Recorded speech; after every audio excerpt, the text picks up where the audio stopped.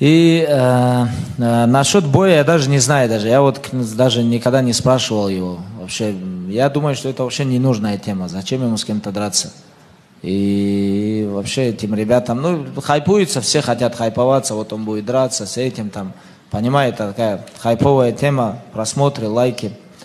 Ну, я не думаю, что таким людям вообще надо. Но он в зале бывает постоянно у нас. Приходит там, много друзей у него. А так насчет боя я, конечно, это не поддерживаю. Я бы не хотел, чтобы он там с кем-то дрался, там выходил в октагон, там Абдурозиком, чтобы они дрались. Лучше всего, я думаю, что если они будут дружить, вот сейчас они очень на сильном хайпе оба, если они будут вместе дружить, какой-то там совместные там проекты делать, я думаю, что они большую пользу могут принести.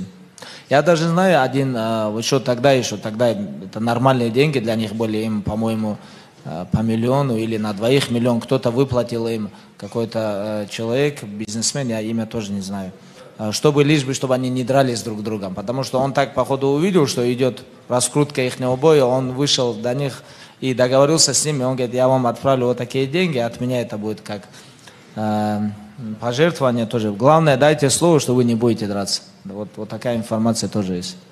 Но я бы тоже не хотел, чтобы они дрались.